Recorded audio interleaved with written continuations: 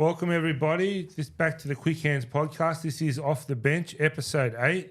Very special one today. We've got a special guest celebrating the West Tigers' 25th year anniversary this year. So we thought we'd bring in our brother-in-law, Andrew Golgini, who's an avid Balmain / West Tigers fan. Welcome, Andy. Thanks for having me.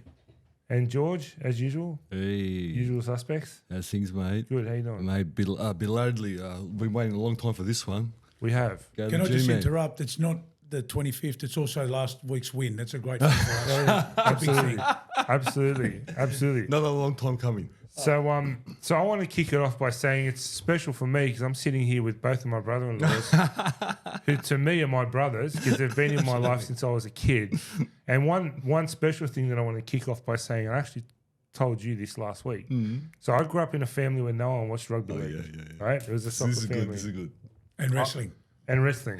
And I started watching rugby league at 6 years old. But when Andrew came into the picture, I was still 12, right? And so Andrew, being a Balmain fan, started taking me to Leichhardt Oval to watch the Tigers play. And I wasn't yet old enough to go to the footy with my friends. So for the first few years of my footy experience, in terms of live experience, was watching the Tigers play at Leichhardt Oval. So I've always had a soft spot, like I was saying to you the other day, for Leichhardt Oval and for the Tigers for that very reason. So it's been about, 35 years. How long's it been? 40? I don't even know, right? 35. But thanks for that, by the way. No, my pleasure. If I've made that impact on you, I'm really happy about that. That's good. Absolutely. So, so we're just going to have a loose chat. There's no real agenda here. It's about you. It's about, tell us a little bit about how you got into footy and how did you start following Balmain and how did it all begin? Well, I lived in the local area. I'm in Five Dock Boy, Rod Point. And from my dad's backyard, you could always see Leichhardt Oval, the lights of Leichhardt Oval. And it always fascinated me as a young kid growing up. What the hell are those things there? So when I was about 8, my brother was a St George supporter. So St George were playing Tigers at Leichhardt, and it was my first game I ever went to, and I was absolutely in awe of it. I'd never seen so many people in a ground. The name Neil Pringle stuck to me. I don't know why, and Alan McMahon, they were two names that, I don't know, were just synonymous with Balmain, and I fell in love with the Tigers there, the whole journey. This was a thing that my whole life was not only the game, it was the journey from Sunday morning or Saturday afternoon. It was a journey. Mum would cook lunch. She'd time everything so I could go to Leichhardt Oval. That was for me. It was part of my life. It was iconic. It was just, they call it the eighth wonder of the world, but to me it was just part of my life. What year was that St George game? 76. Okay. And so that was like 10, 12 years before Friday night footy. Yeah, so yeah, Sundays. Did you have Johnny Peet on Saturday afternoons yet at that point, or was every game played on Sunday? Oh no, it wasn't. Saturday. No, I remember 80s. listening to Frank Hyde. Yeah. Georgia Davies, Frank Hyde. That was a Saturday's game because I used to steal my dad's radio and go and listen in the backyard because you get the shits because of battery usage. Then. Every game was on Sunday. No, Saturday afternoon. There was one on the Saturday. On Channel 2? Warren Boland used to... Remember Warren Boland? That was in the 80s, Warren. That was in the 80s, but before that, I don't remember in the 70s because we weren't allowed to turn the television on at my house when we were kids. You had to wait for an adult to do it. But True. I remember listening to Frank Hyde. Yes, Frankie Hyde. And then another big influence in my rugby league journey was Peter Peters and Hollywood. Peter Peters. Listening to 2KY. Wow. But yeah, that was There's some names. Yeah. There's some memories. So how old were you? I would have been about 8.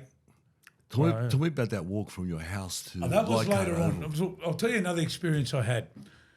I used to play soccer for Five Dock, and we were in the Champions of Champions, and we had to travel interstate to play. We were representing Canterbury District, and we'd play against Orange, Bathurst, and elimination to get to the semis.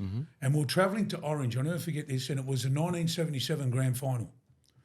And the bus driver had the game on the radio. I was only 10 years old, and I was standing next to the bus driver, hanging onto the pole, listening to the game. Wow. And it was 9-9 draw. 9-9 draw. And it went there, and it finished 9-9 draw. That's right. And there were Para fans, and there were St George fans. I didn't really give a shit because I was a Tigers fan, but I liked the game. And then they had the midweek playoff. Yeah, that's right, the Wednesday night. But We've done that. Yeah. How cool. How cool. Tell me, you know what? It always intrigues me because when I go to Leichhardt Oval, I mean, I do a short walk from wherever I park the car to the ground, and it's exciting. The build up, that's when the build up starts for me. But tell me about from Rod Point to Leichhardt Oval. It'll start. Look, especially in the 80s when I started working and I became a bit more independent. All week was a build-up, especially if we were playing at home. It was a build-up. You'd buy the newspaper. You'd be reading, the team sheets. Wow, and you'd be looking at that and you'd be going, I can't wait till Sunday comes. And then I'd get up, and the only thing I worried about was going to the football. And it would be, I would walk. I'd have a quick lunch at home, but in those days we used to watch the under-23s, the reserve grade, first grade. So it was a build-up the whole day. President's Cup. And I remember watching. There was this one family that really made an impression on me. I think they were Maltese. They were there with their Tigers knitted blankets, the scarves, the beanies, and they would just, to them, you could see that these people was a part of their life.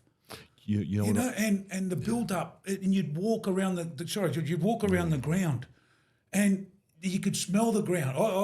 I'd walk around. I mean, in those days, right? Mind you, in those days, cut grass, the Bay Run was putrid. There was no Bay Run. No now Bay you Run. see all these people in their Lorna Janes and their lycra, and they're running around.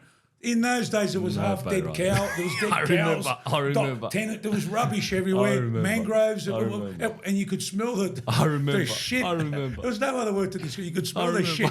But as you got around to Haberfield Rowers, everything changed. So Everything changed. And in those days too, we used to go to the midweek games too, the Panasonic Cup, the Amco Cup. What was it? What was The it before Panasonic- the Amco? Was It started off the Amco Cup, and then it became the Panasonic I remember Cups. Amco Cup, and So- that was Wednesday nights, right? We were there. If it was New South Wales country against Queensland country, and there was 13 people in the crowd, we were 4 of them. So it didn't have to be Tigers, anyone. We would just go for this. We jumped the fence. Because they're all at Leichhardt Oval, right? It was all at Leichhardt Oval because Yeah. it was the state of the art ground in those days. That and I think North Sydney Oval went close, but yeah, we'd go and watch that midweek. And if the Tigers were playing, I remember the Tigers played in the mid '80s. They played combined Brisbane, and they had Wally Lewis, G Miles, all these players, and we gave them a shellacking at Leichhardt. And I remember, Benny tore them apart. That's right. So, 4-quarter football, by the way. four-quarter football. 4-quarter football. Quarters, Yeah, I don't remember four-quarter that. football. Was that just for the midweek? Yeah. Or was that Yeah, for the that was just a midweek. Yeah. So it's 4-quarter football. It was strange watching 4-quarter. I didn't know that. And you were getting big crowds too midweek. That you'd get a big crowd. Look, if it was It was televised live, but it was a big crowd. But if it was a known team, you'd get. If you got Queensland country, it wouldn't be a big. Was it crowd. 85? Tigers won the Panasonic Cup? Yeah, they beat St. George. I think they beat West or St. George. West? Yeah. West. By the way, West. West. St. George beat us the year before, and they won it. I think. I'm going to correct you on something you said before we started. West have won the most wooden spoons. Not Have they? Parramatta. Yes. Oh, okay. That gets forgotten because they've merged now. West. Yeah, do your homework. That's right. West. Yeah. That's right. No, you're right. You're right. They combine stats when it suits them. These are statisticians. They didn't have West. They just had West Tigers. Yeah, look it up. Yeah, of course it'll be with the Maggies. If that's the case, then you'd look at the last 25 years. I don't know. I just saw I just didn't even think about that because Newtown wasn't on it. I'm sure that Another great side. I'm sure Norths would have got more. Not more than West. No. Not more than West. Western suburbs Magpies I'm talking about. Yeah, Maggies. right? Yeah, the Maggies. just to the clarify. the Maggies. So what? So was it fair to say the 80s would be your highlight? Yeah. What stands out for you? I know it's a broad question, but I mean, for me, I remember seeing Wayne Pearce in the 82. What was he, 18, 20 years old, playing for Australia in the Invincible Kangaroos? Yeah. He was playing second row. Wow. Yeah, I saw a videotape of that. Did you? I don't remember seeing it live, but Yeah, it was as a forward. He was a bit thin, but he was a first fitness Yeah, he aggressive. revolutionised the he was the role. aggressive. Yes, he was aggressive. Yes, yeah, he was. I remember hiring a videotape of the 82 Invincibles, 82 was. and I think he was 20 years old at the time. He was playing back row, was it? Yeah, because And yeah, he was a lock. It wasn't Price. Was it Price? He was unbelievable. You can get footage of that. You can probably find it on YouTube. He was unbelievable. So many good players in that era from the Tigers. That 80s team of the Tigers, you could say they were star-studded all the way through. Yeah, but every team, you look at every team had characters. I remember. Look, I have a theory. I was talking to Nick about this. Where else could you? And we'd say you go to Leichhardt Oval, or you go to North Sydney Oval, you go to Brookie. You were seeing the best players in the world. We were. Week in, week out, really. Yeah, apart from a few Poms that would come over. They came over anyway. They come over. I mean, Scoey. I mean, when Scoey, there was, and Henley, there was another, but we'll talk about that later. We'll get but, there. I mean, where else would you see Kenny, Sterling? Yeah. You know. That's enough for me. Yeah, well, look at the look at the Tigers, look at the Bulldogs, look at the Manly teams. All those teams were champion, and each team had character. Mortimer, Chip and Chase. You know that Manly is the only club. Look, I don't know about in the history of rugby league, but at least in the last since we've been alive, they're the only club that's won a premiership in every decade, except for this one. Yeah. They haven't got one in this one yet. It's just timing more than anything else, or luck more than anything else. But I remember going to Leichhardt Oval because I was a Canterbury supporter, of course. And what battles with Folksy and your pack, and they both would try to eliminate each other in terms of the middle, just smashing. Both close to international packs, really. Yeah, smashing each other. And it's like it was like if Benny would do something, then you wait, and Turby would do something. Then if Scotty Gale done something, you know what I mean? Bar would do something, you know what I mean? Then Jack would chime into the You couldn't back relax line. during the game because if Balmain had the ball, you were expecting something, and if Canterbury had the ball, you thought, well, shit, what's going to happen now? And I remember watching many a battle at even at Belmore. We used to do a circuit. We'd have all the grounds. We'd go to North Sydney. We'd go to Brookie. We'd go to Belmore. We'd go to Cumberland. We'd go, Parramatta Stadium. We went everywhere. We even used to drive down to Canberra to watch. Yeah, I watched rugby league at Pratton Park. Pratton Park, wow. West. We drove down to Canberra to watch. It wasn't a big deal to go and watch rugby league. Have you ever played? And sorry. Have you ever played soccer at Birchgrove Oval? No, I played at Pratton Park. Yeah. I probably have, but I couldn't remember. George, when you were young, maybe because pretty close to home. Yeah. Yeah, Birch just around the corner. Tremoyne Oval, yeah, was another one. I may have, but I can't remember now. Is there a particular Leichhardt Oval game that stands out? Yeah, for any reason. Canterbury, Balmain. Oh yeah, 87. The one where you beat us 22-20. Scotty Gale threw a ball out wide, and Peter Mortimer took the intercept and ran the length, and Scotty chased him. Yep. And I remember didn't get to him on the line. That was a Sunday game. It was a full house. Yeah, full house. And also at Leichhardt Oval too, because they used to do the midweek, the Amco Cup and the Panasonic Cup. There used to be a stand where they used to set up a camera, right? And the ABC used to use it. Channel 9 never used it. Okay. So I remember standing on that stand. Yes, it was called the AG stand. It was like a small scaffold. Because all the guys, it was just, I had friends that I'd made at the ground. I wouldn't hang around them during. I don't even know half their names. But we all congregated towards this stand, and we all stood there, all mad Tiger supporters, and we would watch the game from this scaffolding. I remember being on that stand. It was amazing. No one ever kicked. There was no WH&S. Yeah. No one come up to you and said, "I'll get off," because it's mate. I remember that. I nicknamed it the AG stand because I was the first idiot to climb up there. It was on the grandstand side, right? Right in front of the grandstand. And they let you let us stay there. Yeah. But we used to entertain the crowd too, because I had guys there. The guys that I used to go to the football with, a few of my mates, were characters too. And I had one who was a mad Cronulla supporter. He was a lunatic. McGaw, Eddinghausen, Docking, Gavin Miller. What a team. But that's what I was saying, George. Each team had characters, and each team on their day could win. They could. Even every side was like that. Yeah, every side was that. North Sydney. I remember watching North. So I loved watching North's play. I used to like going to North Sydney Oval. The Blue Bags, Newtown. I mean, I was too young to. Well, I think they dissolved in 83. Yeah. And I remember watching the grand final in 81, and I really wanted them to win. I really wanted them to win, just for Tommy. That was the first game I ever watched. That's how I became a Para supporter. But Para tore them apart. I think Newtown were leading at half time. Yeah, they were. Phil Good put Hetherington in. But that's the first game of footy I ever watched. But interesting you mentioned, you said that game was 1987, right? So give or take. I think it was 87. The interesting thing about 87 is you had Frank Stanton coached the Tigers. Oh, from Biscuits. 81 to 86. Oh, Biscuits, yeah. And Warren Ryan from 88 to 90. Yeah, the but you had a Lock, yeah. Bill Anderson, Bill Anderson for one took over, season. which- What do you remember about him? Because I don't remember him. I remember Biscuits. Frank's George would know. They used to call him Biscuits. Frank's dad. He coached Australia too, didn't he? Yeah, he was a good coach. I remember once that they got in the semis, or they were a playoff for semis, and it was a big lead up to the game, and they went up to him when they won. After the game, they said, "Next week's a big game, Frank. You know, you win that, you're in the semis." He goes, "Oh, we'll turn up. We'll turn up. I love that. I used to love it. I loved it. Loved it. Yeah, we'll turn up. We'll turn up. Whatever happens, happens." You You know, know? what a different era it was, Nicola. Yeah. Sorry, what a different era, and you can hear the G-Man's passion in his voice.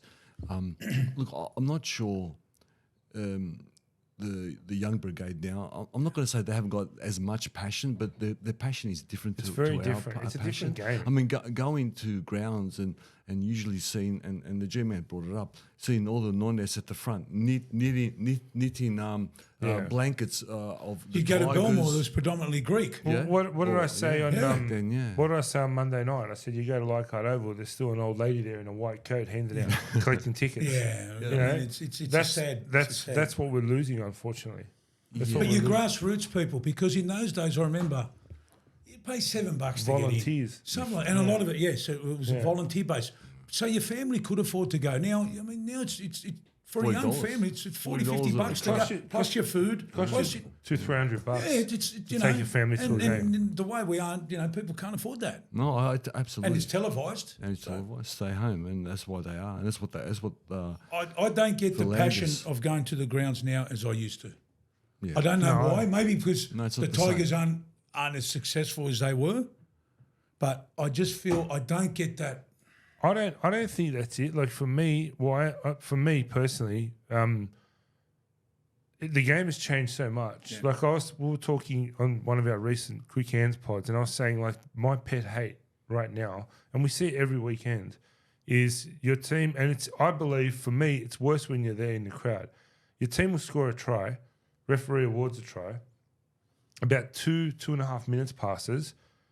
The goal kicker's got the ball on the tee, and then the ref blows the whistle and goes like 100%, this, 100%. right? And you know it's going to be taken away. It's lost the momentum. It's deflated the whole 100%. crowd, right? Yeah, I 2 or agree. 3 minutes of people celebrating a try.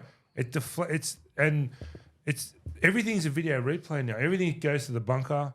Like back then, when someone scores a try, they score a try. That's it. You jump, you celebrate. That's been It taken was away. the roar of the crowd. And It's a the different game. and the hills don't exist anymore, right? So even obviously Parramatta has Combank Stadium, but the Parramatta Stadium before that, probably 10 years or so before it got knocked down, maybe 12, 13 years ago, they got rid of the hills. They put seating there. Yeah, You know, so look, that's where it's going. the hills are all, apart from these suburban grounds, which are slowly They're disappearing. all going to go. The hills are all disappearing. It's a different experience. It's different. I don't know. It's hard to explain, but You know what? It's a completely different game to one that we were watching, and not only a different game on the field, it's a different game like right around it, even in the stands. It's The yeah. people are different now. I think we're the old. Brookie maybe retains a little bit of that old Yeah. because it's a fortress. Brookie does, Leichhardt, Cogra, Belmore, but Brookvale's holding on to Brookvale. Well, Yeah. Brookie, they got no choice. They'll upgrade Brookie, but Yeah. I mean, you won't be in a couple of years. There'll be No, no Tigers game. Belmore will be gone. Gus doesn't want to be there. Cogra, they'll probably doesn't move to They win. lose money. Yeah. They lose money. Gus Corporate, doesn't they lose want money. Yeah, so there'll be all those grounds will go, or the European system of playing in 2 grounds. Everyone plays in 2 grounds. You know what I mean? Yeah. Yeah. There'll be 2 or 3 grounds. Or maybe. you mean 2 clubs share a home Yeah. stadium. Yeah, like, yeah. My Inter my Milan and highlight AC of, Milan, yeah. because we're season ticket holders, 5 of us. My highlight of going to the game is catching up with the boys. Yeah, 100%. We go into the club, we have lunch, we have a few beers, we walk across the road and watch the game. But I really enjoy, like for example, Sunday. I didn't go to the game. I watched it on the couch. I really enjoy watching it on TV now Yeah. too. Yeah. You know, It's true. You see more. You see more. You pick things up more. But, I used to love back in the not for me not so much the 80s, more the 90s, but I used to love going to the game and having the Walkman, right? Which now you could use your phone, Yeah, but I yeah. had the Walkman with the headphones With the in one earpiece. ear, and I'd be listening to the live call 100%, while I was watching yeah, the game. I'd listen to Hollywood and Having Zorba. Hollywood, yeah. Peter Peters. Because then Ray came on later on. Ray came on But Zorba and they were the go-to. And they used to tell each other off and scream each All other. the best. Ray was 1987. Yeah. Ray Well, TUE. I remember the semi-final was 88, Tigers versus Manly. And I'll never forget Zorba screaming out saying that Pobji was shaking hands with O'Connor off the scrum. He was going because Manly I remember it was that. going off his brain. I loved it. I loved it. You know when Scully came over from England, was that mid-season? Yeah.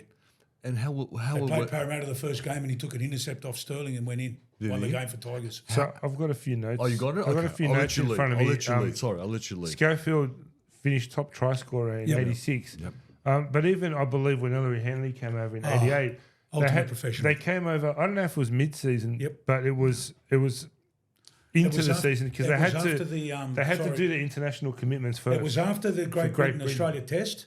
Yeah. I believe Keith Barnes brought him over. If I may stand to be corrected, but I think, and you asked me about Ellery Henry.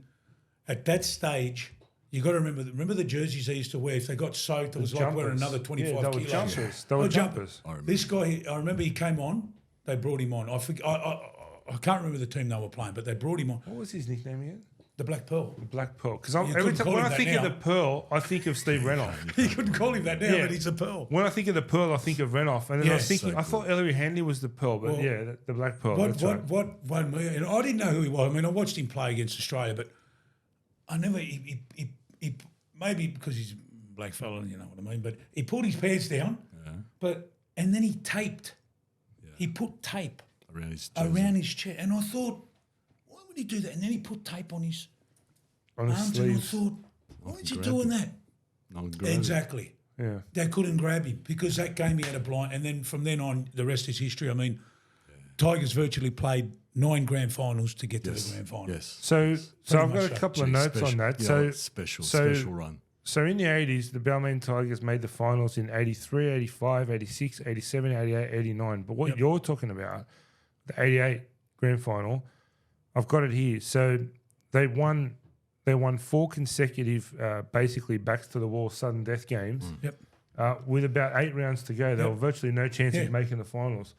They were 4 games in 3 weeks, by the way. Yeah. 4 because I think one was a midweek. Yep. 4 sudden death games in 3 weeks. Are we going to get to the elephant in the room of what happened in that grand final? Wait a minute. Was Scully in that team as well? No. No, he went He back home. went to West. Oh, he went straight. He played 1 year with the Tigers and then he went to West. That's right. That's right. Didn't it? Oh, sorry. That was Scully, no. Ellery Henry was there in 88. And he went back to West after the Then year after. I don't think he came out again. Ellery? Scully you're talking about. Who you talking Yeah, about? sorry. Okay, so Scully had 1 year. Scully one year had, I believe, and went back one- home.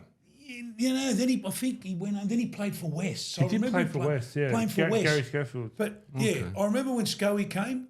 I mean, brilliant because he was a goal kicker. Yeah, as well. Round the corner, goal kicker. One You know of what I the mean? first ones, Well, yeah.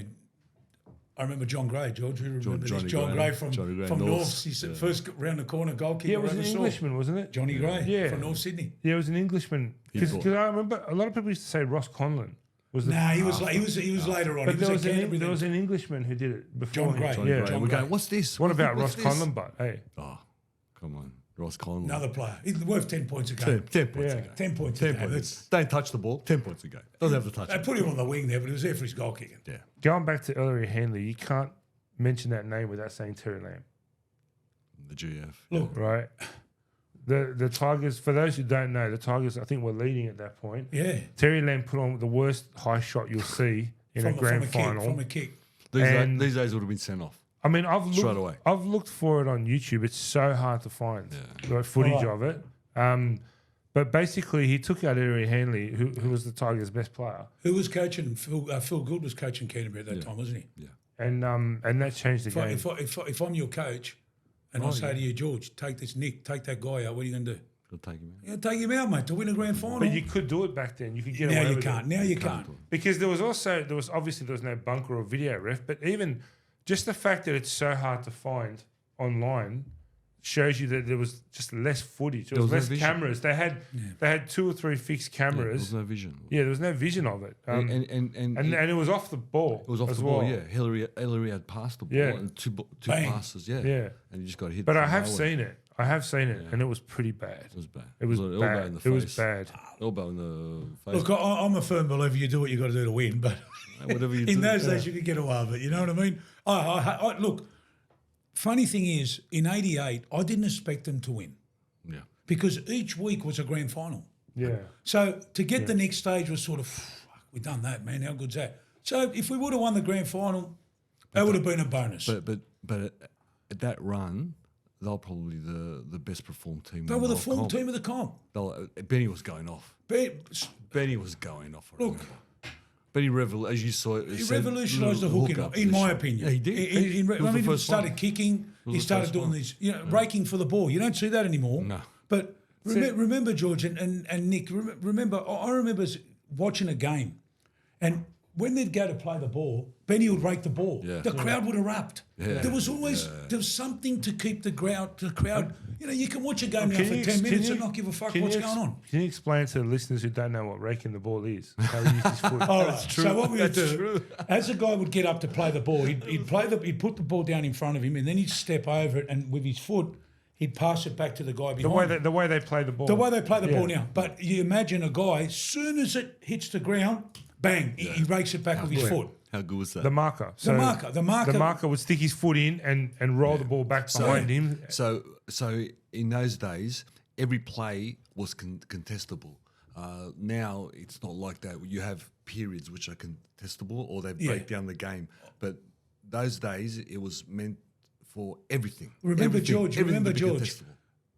How many scrums would you win against the feet in those days? Because they used to pump it They straight used down to the feed guts. in the middle. They used to feed it straight down the guts, and was the hooker 50-50. would rake across. It was right? 50-50. Now, But that's why we've argued at length on here and off here, and that's the beauty of sport. You'll always argue about who was the best this or who was the best that. I've always said Elias was the best hooker I've ever seen. People say and Steve Walters. Box was good too, but for me, Elias gets the points over him, my opinion. But because I think he changed that role. He changed He the did, because the old had Krilic and Paponis and just Krilic, I mean, Just off the ground. but he was Yeah. a character. Yep.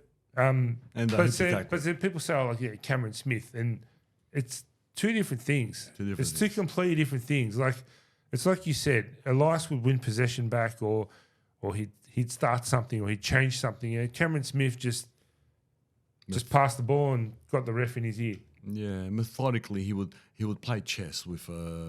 Smitty's a bit different in terms of the modern day hooker. He's in a way the ultimate, because he sees how you can control a team from dummy half is beyond me. He would take you to a point and give the ball to Cooper. The guy never got injured. And this other thing, durability. Benny was a halfback playing dummy half. It was unheard of. Doing things that you've never seen before. Dummy left, dummy right. He was Flick it. Yeah, he was the first guy to run across field and flick it inside to blocker. And there was like the drain right behind the play of the ball. He would open that up, and that's how that whole thing. Yeah, that behind the drain. That's how that started. I'll put another spin on this. Remember they used to have the kicking duels. Yes. I remember the kicking duels. I remember the kicking like duels. actually like hard special. Gary Jack. And not Belcher. Who was the other one? I remember Dale Shearer. Dale Shearer In a state of origin. The counter would be guy too. Mick Potter. Potsy. And the other, who was the other? Yeah, I'm trying to think of the other. But you would see kicking duels. It was no big deal to see it. No. Now, if they started doing it, they go, well, how's that fit in the game? Because the game is so structured now. Yeah. That's what's missing. All of the on Elias and Blocker are frequently guests on 360, and I remember a couple of years back they were talking about an old game, a Balmain game, and Blocker goes, and Benny's come up to me. I can't remember who they were playing. He goes, Benny's come up to me and he's get ready in the scrum. And I'm like, oh, jeez. Every time Benny Elias says that, he starts something that I've got to finish. Yeah. Right? And sure enough, Benny throws an uppercut in the scrum and Blocker's going to come in over the top. Always. But it was a tactic that you used to swing momentum back then. Yeah, absolutely. Tell us the famous story about Mario Fendi. Come on. No, that one's a no. I don't know how true it is. It's but true. I'll tell you You said it one was that I true. do know, because I know Brooksy from, not the Brooksy that went to Manly, the Brooksy that David Brooks. Yeah, David Brooks. I played soccer with him up at Borco, and he always tells me a story about playing North Sydney, and the North Sydney pack was starting to take over a bit because they had Mark Graham, they had some big cattle in there. Larson. At McKinnon, they had some big boys.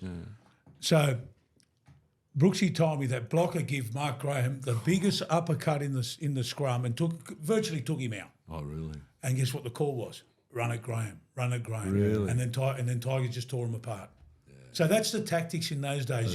You know, I never saw the Tigers team, the Tigers pack, outmuscle the Canterbury pack. I saw an even fight. 50-50 always. 50-50. Not many teams did. No, but even the Para pack, they had the bookends. You had some tough guys. Like I said, every team had someone tough in there. That it was. Yeah.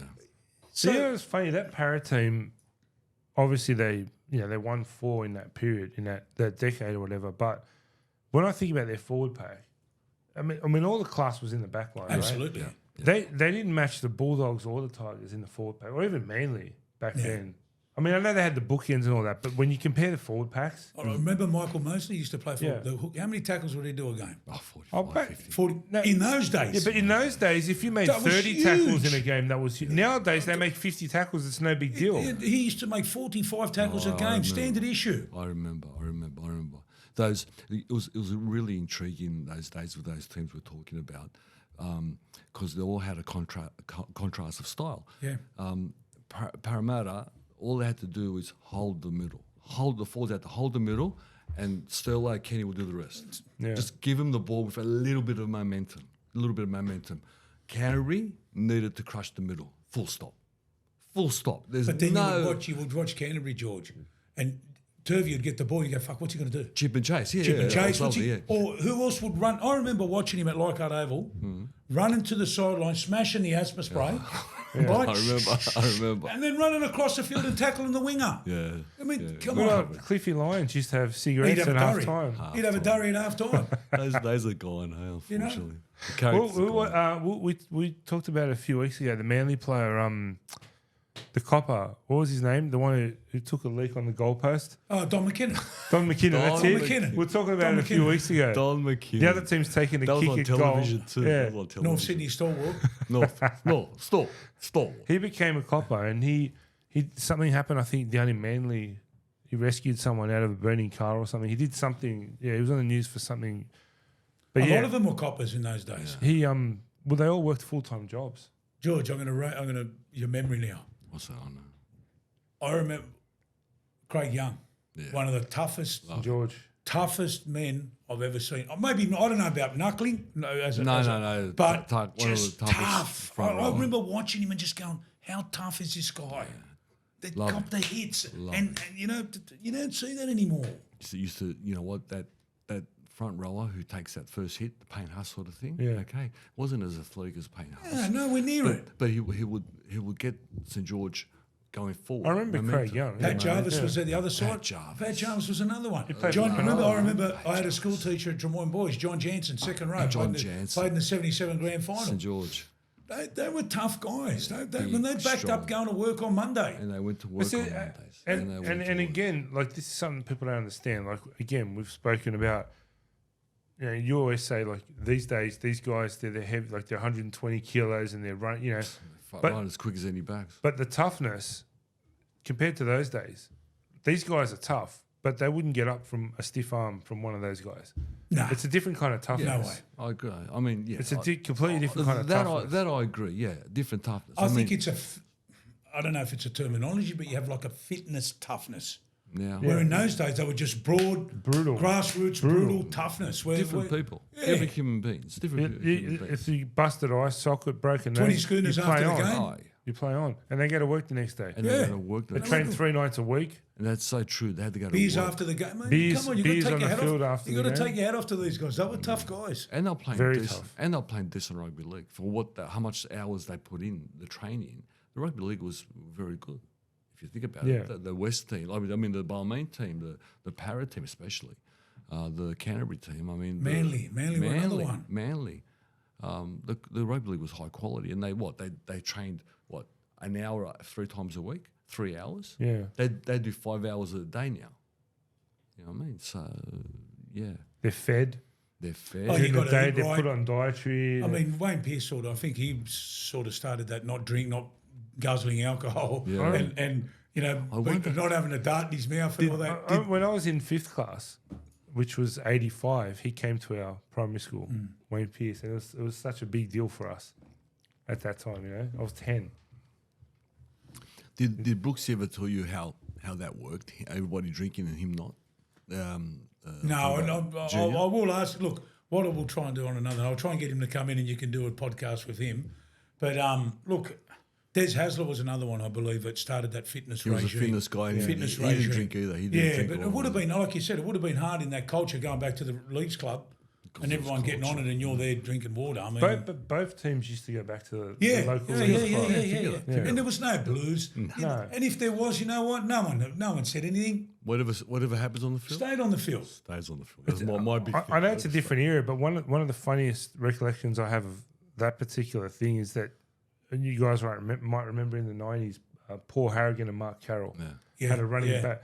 And They then, would smash the shit out of each yeah, other. and then it might have been Phil Gould. I can't remember who the coach was, but when they were picked in Origin, they had to room together. yeah. And they both said it was so fucking awkward Well, when you punch the fuck out of each other. because they had never associated off the field, Yeah, right? And now they're roommates. Yeah, it was so awkward, you know. Yeah. How fun would that be? But it was normal back in those days. They blew on the field, and that's where it stayed. Yeah. Well, that's you know what, and that's to my detriment because that's what I expect. Because when we had the Israel Man incident, like it wasn't the actual incident which worried The me. verbiage, yeah. Yeah. What worried me is like if something happens on the field, sort it out. Yeah. So yeah. I don't care how you sort it out. Just sort it out on the field. Yeah, There's but Rob, back in the day, there's I no mean- need for 2 weeks of this drama we had. Back in the day, and this is the way I grew up and the way I operated, even to this day still. If I shit go you and we have a blue, once it's over, it's over. It's over. I'll come up to you and it might take me 2 days to calm down. But it's over. But then when I say, listen, you know what, I shit go him, I'll go and apologise to him. And it's over. I hear what you're saying, G man. It's a different.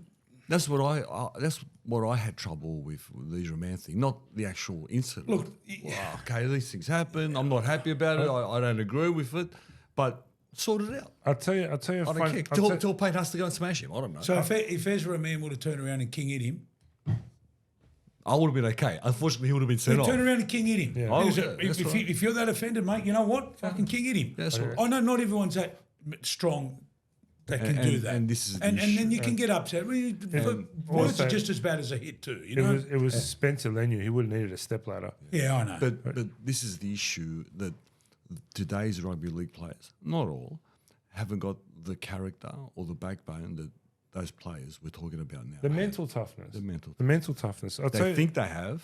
I'll tell you but they have. again another funny story. So I love. I'm an avid reader, right? Yep. And I love autobiographies. I don't read fiction, right? And for me, it started with actually a biography on Steve Roach. It was called "Doing My Block." I've read it. I was still in high school, and I remember finding it at Concord Library. So I borrowed it, and I'd never read a bio. It wasn't an autobiography; it was a biography. But I'd never read. It was fascinating, you know. And but the one thing that stands out of that book was a story where he and Kerry Hemsley were at Balmain Leagues Club on Victoria Road. Oh, what was his name? Buckets. Kerry Hemsley. Yeah, Buckets. They Buckets. used to call him And Buckets. and Kerry Hemsley actually told the story in the book. We were having a beer at Balmain Leagues, and a young fan who must have been pushing 18 came up to Blocker. We came up to both of us, and he said, "Blocker," he goes, "You know, you're my idol. Sorry to interrupt you, but I just wanted to meet you. You're my idol." Of just absolute fanboy, right? And he had a middy of beer, and he goes, I wanted to buy you a beer," and he handed it to Blocker. And Blocker put his hand out, and the beer just slipped through his hand and just hit the carpet. And the kid just looks at him, and Steve Roach goes, "This hand only holds schooners, son." Oh no! Totally destroyed the. Jerry Hemsley said the poor kid was destroyed. You'll never forget that, Yeah, mate. go and buy me a Never schooner. forget it. Go get me a But schooner. how can you not laugh? Like that just tells you about the mentality of what it was like. Yeah. Like these days, they'd have to pose for a photo, and they'd be too scared to do anything like that. I remember going. Characters. You know, They don't. The league doesn't allow characters anymore. I remember going to the Cock and Bull Hotel over in I Eastern was about Suburbs, to ask you about that. and it was a State of Origin team was there. The New South Wales State of, I think it was I can't remember what night it was, but they were absolutely they were smashed. The whole team. Blocker was drop kicking. Bourbon Schooner coach. glasses, wasn't it? I remember you telling me that story. He was kicking field the goals. media, yeah, with he was schooner having his pot glasses, shots. I remember it was, but it was comical. But it was no one got hurt. It was funny. that's right. But imagine doing that nowadays. Imagine way. social media jumping on that. That's the thing. You, right? you'd get 8 weeks. Or then another thing that pisses me off, and I'm getting off track now. right? No. But do you remember in 2000 when Craig Field and Ken McGuinness got caught with cocaine in there? Yes. They were virtually taken out of the game. Basically. What happens now if you get caught with it? Yeah. Depends what month it is. Yeah, 'Cause you know, because if it's in the off season, apparently the NRL rules is that you can't be tested in the off That season. pissed me off so much. They were taken out of the game, rightly so or not. That's not for me to call. But Craig Field got taken out. Don't remember. And McGuinness, virtually his career went to an end. Just digressing, did you hear about the situation with the AFL and the drugs and what they've been doing? Yeah. Unbelievable. Hey, Pretty smart. up there. Pretty up there. You mentioned 2000. I just want to bring something up. So that was obviously the first year that the West Tigers was formed. Now, do you guys remember this? Because it's 24 years ago. We went on a family holiday to, I think it was Nelson's Bay. And Probably, yeah. And the three of us drove like an hour, 2 hours to some regional park and watched the West Tigers play their first trial. They beat Souths. Do you remember that? It was like I do remember. 90 0 or I something. can't even remember who it It was. was at the local ground at.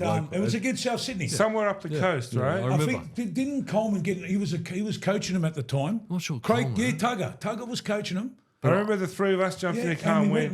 We watched a trial game, and I think Tigers absolutely demolished Yeah. him.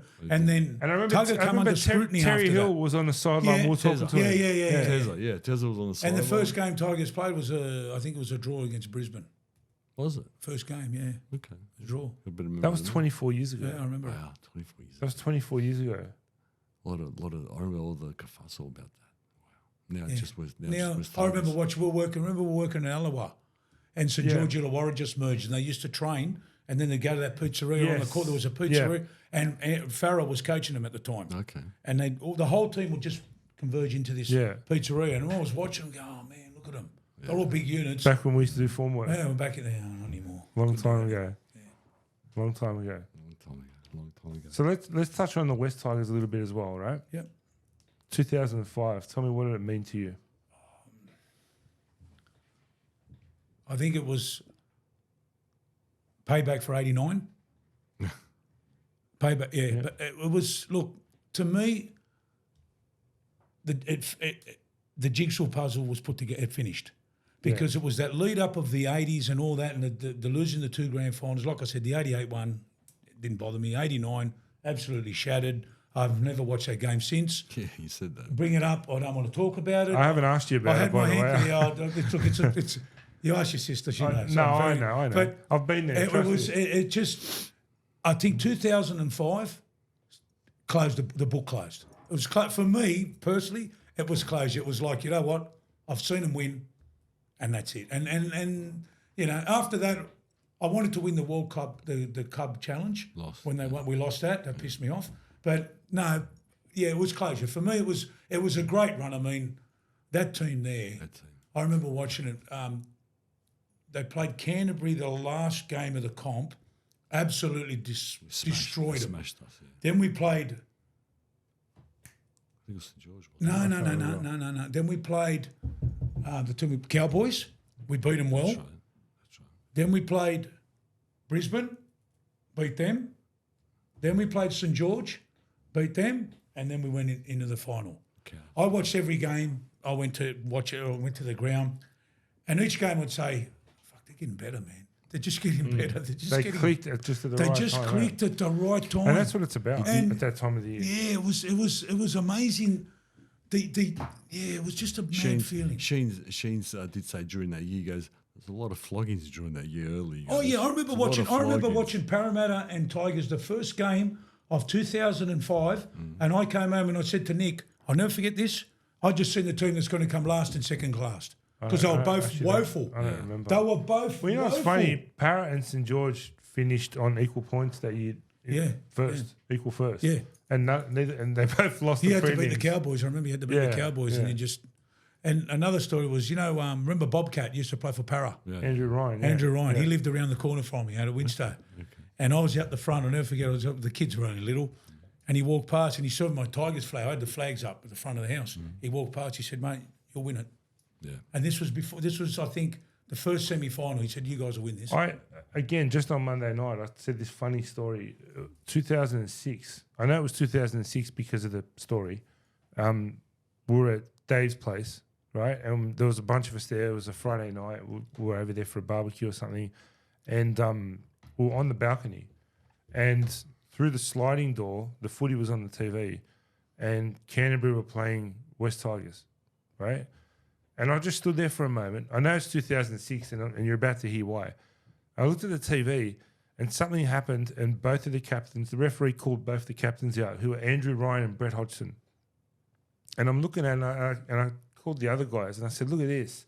I said, 5 years ago, both of these guys lost the grand final with us. Since then, they've both won and captained a grand final win both Para for players. 2 different clubs. Since, you know what I mean? That's life as a Para supporter, anyway. Just thought I'd share that. Oh God, Dad was gutted in a way when because he's a merged. West. He's a West boy, yeah, West Maggie. man, yeah, and bit of a psycho West psycho. He doesn't show it, but he's a bit of a psycho. Remember West we took him supporter. to a game, George? Which one was It it? was a trial game when remember Norths and Manly merged. What was it? What were they called? The Northern Eagles. Yeah, or something like Beagles, that? the Beagles. Oh, yes, We and went and watched Waikato, it. Northern Waikato, your Eagles. dad came Yes, out and he goes, yes. top four. Top four. The Tigers. He said, top gee. four. Yeah.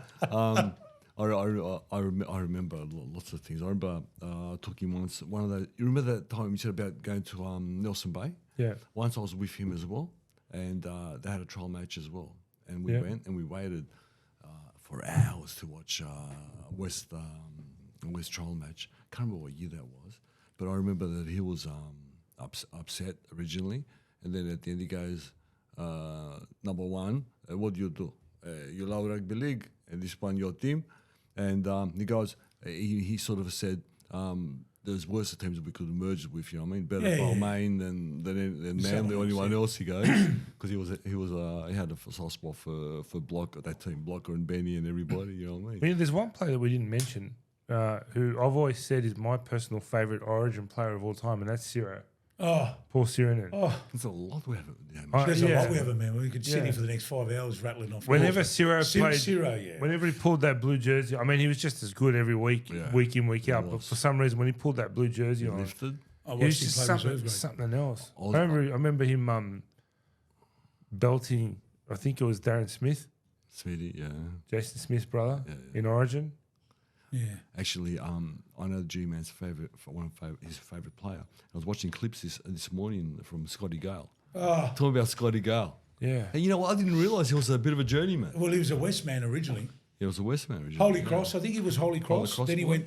He went to Maggies, and then the Tigers picked him up. He went to East. He went to That was Wolves. yeah. He went But that to was later on, wasn't it? Hull FC, yeah. That was, and then he went Canberra, to Canberra. yeah. He was a bit of a journeyman, but I saw him. I'd say I got to saw him in his By the way, prime.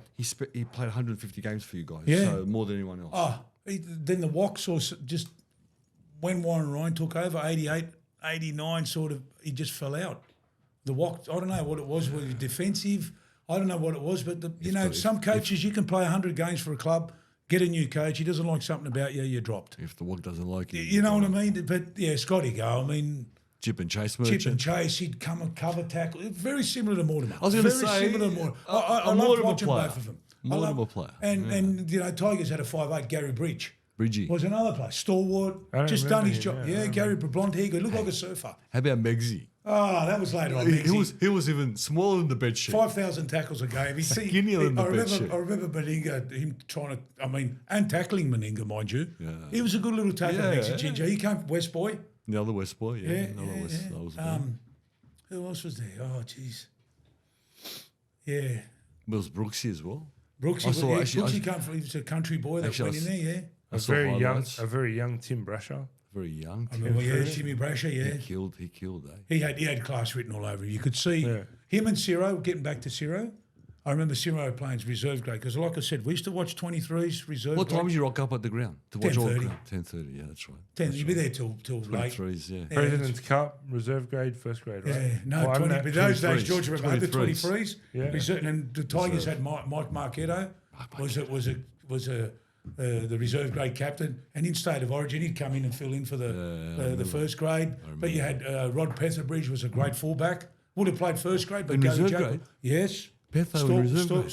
Yeah. So I think he was a Some West Point players too. Played in 2 games. so back George then. remembers that. So George, reserve grade wasn't. Ciro was coming through the ranks too. They didn't just play first So, grade. But the gap between reserve grade and first grade wasn't humongous. No. No, because I used to No, go. I used to wasn't go and huge watch. back then. I used to go and watch Now all it is 3 grades, huge and now. half of the reserve grade team were last week's first graders. Yeah. Yeah. Or when And that's what we miss now. When you play Panasonic Cup, you put half of your. Well, you had a squad. You had a squad. Yeah. You put half of your Reggie's team in, Yeah. and you didn't miss a beat. I mean, you'd have your But you big stepped star. up, Rob. You stepped up. Yeah, you did. When you're surrounded by good players, you step up. Yeah. You know, you had meet. I'm not, and no disrespect to them, but you had guys who were good clubmen. Yep. Just Yep. stalwarts. Stalwarts. But nothing flash. But get the they job played done. in first grade. They've done their job. Get the job done. Yeah. You know. Yeah, I love it. Yeah. What's your memories of my father's favourite player, John Scandalis? Scando, yeah. Just 10 metres. 10 metres. Every time we got the ball, he get 10 metres out of it. That's what Benji 10 said. metres. That's what Benji said. 10 He was metres. He was there tough for his as 10 metres. He'd just take the ball up. Ben- You knew you'd get 10 out of him. Benji said every time I used to see John hit the ball up, I knew I had next ruck. I knew I had space. I knew I knew I absolutely, could go to the line. He said, you know what I mean? And let's not forget that also that 05 team. Todd Payton was in that team. too. Yeah, good. Another ball playing back row. Yeah. And a genuine ball player too, not a hit up merchant. Getting back to the 80s, because I'm sorry I keep harping on it. No, but the 80s, but that's what we're very, here for. very dear to me. Go wherever you want. Was when Tigers picked up Russell Gartner on the wing. The veteran. The veteran. We nicked from the AG stand. We nicknamed him the veteran. And I remember on the back of the old Phillips jersey, I had the veteran written because I loved watching him from was size. great. I loved him. Great on the wing, exploration. Davo on one wing, him on the other wing. Yeah. And he'd get the ball. And I remember, I think he was about in his 30s when he went to Must the have been. Tigers. And he was still a good. Tell me, who was inside of him? Who was the centre inside of him? Well, you had. Oh, that's the swing then. That's the swing. It didn't matter. I remember they had. There was a young bloke called Gavin Hanrahan. He wasn't there for long, but you had. In that team, you remember the centres? Remember the back line in that team? Was that when Scully Meggsy came out? You had Scully.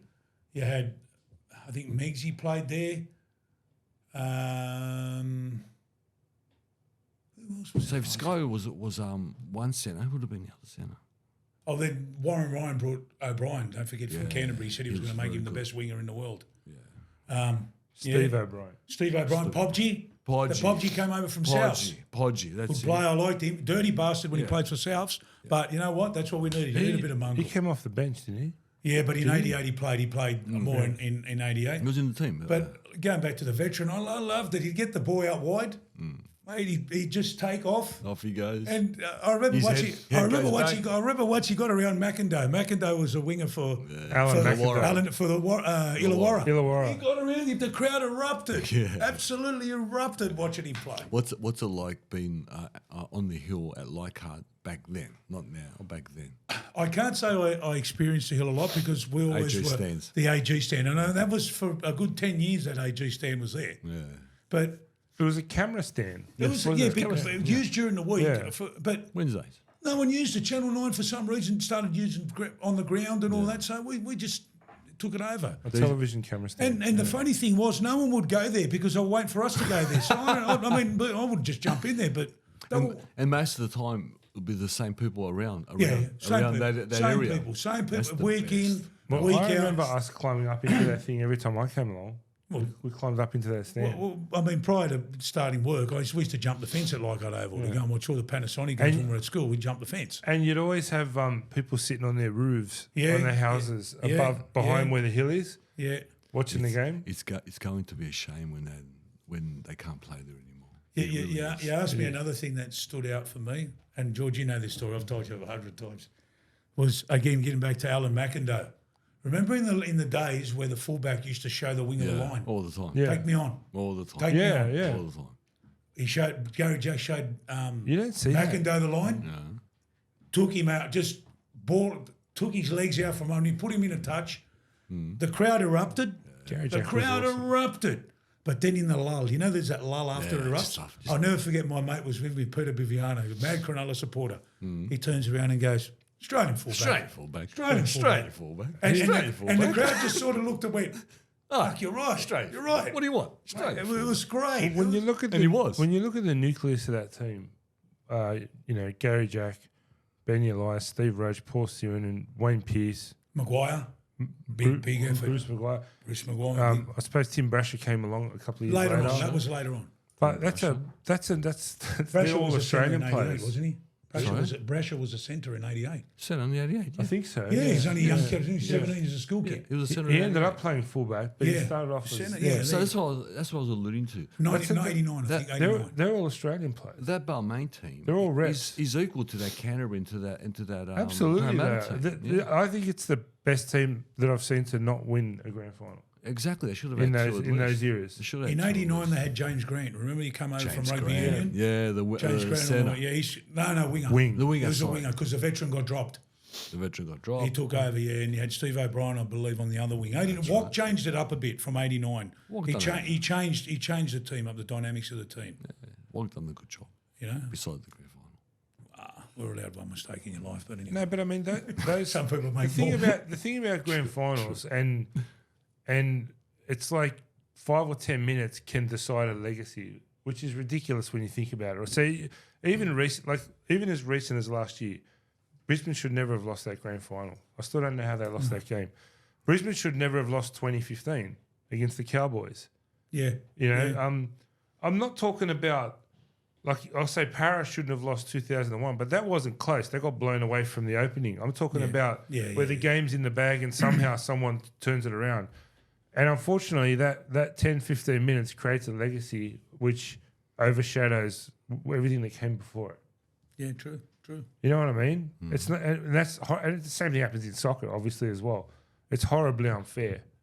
We've been on the end of it everywhere, left and right, so we all know what it feels like. But it sucks. It sucks, because some of those players, like the ones we just mentioned, I mean, they're immortals.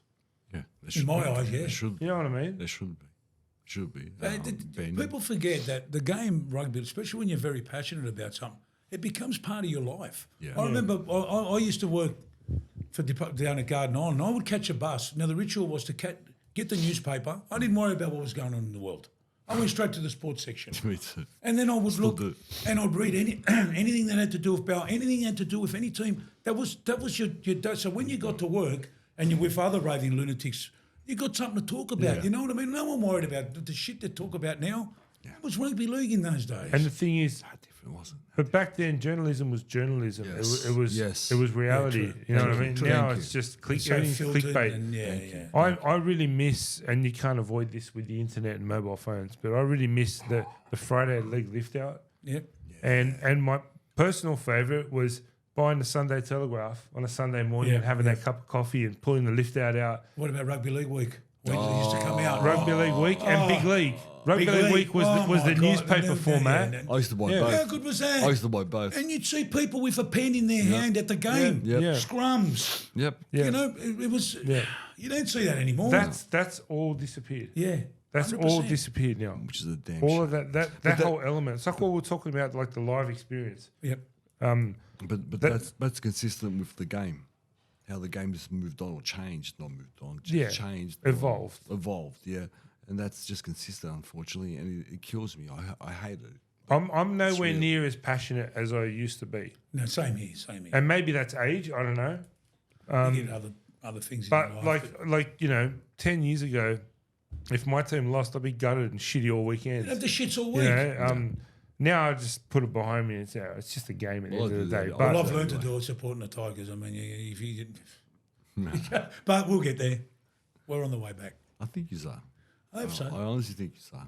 I hope so. Give I him- think give Shane bench time. Richardson's Yeah. got He's- us in the right direction. He's only there for short term. I hope they give him. He won't He'll be there st- for short term. Oh, good. He won't be He's- there I for think short term. he's there for a while. The best move that club has made is getting rid of Lee Hadjipantalis and Justin Pascoe, because that was just God for absurd. Westport. Thank God for Westport. And now Richardson's Thank God. like turning over like the membership fiasco. You know, like he's- All that was and debacle. he's saying, if I have to put this out in public because everyone has to know Absolutely. where we are at. Transparency. You know, he rebuilt Penrith, he rebuilt South. Yeah. Yeah, I've got no doubt. He said, I heard his podcast, I know it's rivalry, but I was listening to his podcast only because with James Graham, only because I saw it and I'm passionate. Yeah. He made a good point. He said when Tigers played Canberra in the first round, they got smashed. But he said, I saw some grass sprouting. I saw some good things. Now, Benji will work on that. And hopefully, you know, he's got another thing. And I think this is great. You want to talk to me, be a member. I thought that's, you know, people go to the game, they support him, but really Tigers haven't got any members. And he said, I will talk to you, I will do whatever you want, but you need to be a member. If you want to get my attention and for me to talk to you, be a member. And I think that's great. What I think he's going to do, which I think the club's been missing in recent years, is the identity. It's diminished, right? Whether that's because the home games are spread out or whatever it is, I think he's going to bring all that back together. I hope so. I You know? really like hope he's so for already enticing people to get memberships based on what you just said. Yeah. Right. So, because if I'm a fan, well, it's the same thing. You know, I'm actually a member at Para, and I get the emails and all that. You know, the AGMs coming up, vote and all that, and I never do. You know. So really, I mean, who am I to complain about something when I've got a chance to have a say and I don't even do it? You know, that's true. but I just think the old saying that I think Jack Gibson used to say, "Winning starts on Monday" in the front office. Definitely. That's what they're getting right now, and don't forget Barry O'Farrell as well. Yes, that's right? a big influence. Who's there with him? So you got the right people in the office, and they started making the right moves from the minute they came in. Yeah. No, The minute they I came believe he's done the right thing. The minute they came in, they started making the right moves. The minute they got rid of Hadjipantalis and the Look, other- Well, that at- was look one at- of the look moves at- they Look made. at Shane Richardson. He talks about the Scott Fulton incident. And he explains it, how Scott Fulton was there. And he had to let him go because he goes, I got 9,000 juniors. I don't need a recruitment guy when we got 9,000 junior. And you know what? As a business thing, it's correct. It's right. But also Benji was named as head coach, Yeah.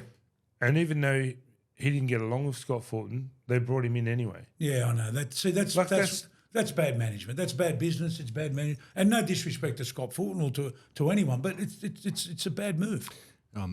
Talking about what's underneath now.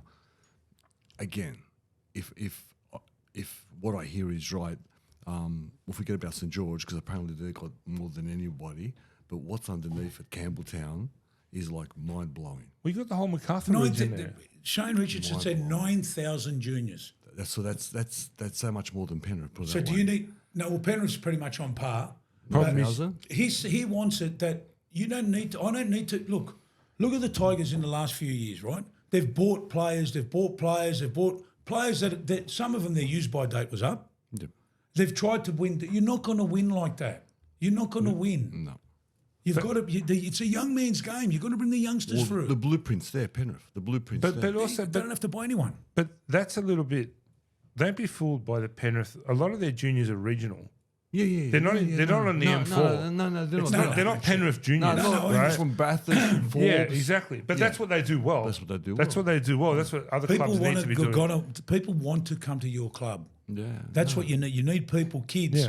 the school kids thriving to go. I want to go play for Tigers, man. I know there's two kids in the Reggies, at least. Matamua is one of them, which can just walk into the West Tigers team. Yeah. And I think Benji's in the right direction. Be good as but then you're 5'8". Yeah. My God. I can't believe it. Look, he's going to have shit games. Of course he is. Yeah, He's but 18. You're young. He's But you know 18. what? Support him. Give him the guidance. I was telling him on the way over here. You know the guy who debuted for Para, Blaze. Yeah, Blaze, yeah. Those two were halves partners 2 years ago at Westfield Sports High. Aha. 6 and 7. I heard that. And now they're playing against each other on I Monday. heard Blaze was a half. But there you go. But that kid, both of those kids, Blaze was brilliant too. Oh, well, so is he. Like, But they played when together. I They saw were him halves against partners. Canberra, he didn't. They'll beef him up a bit, and Oh, he's 18, his first He's game. 18, mate, And I come thought on. myself, and then I heard an interview after the game. I thought, oh my God, the kid's going to be like a 10-year veteran. if you mentor him and you nurture, you know what I mean. Well, Don't that's- throw him. Poor old Brooksy's a classic example. Yeah. Throw him to the wolves. Was he? But he had a good team around him. Who?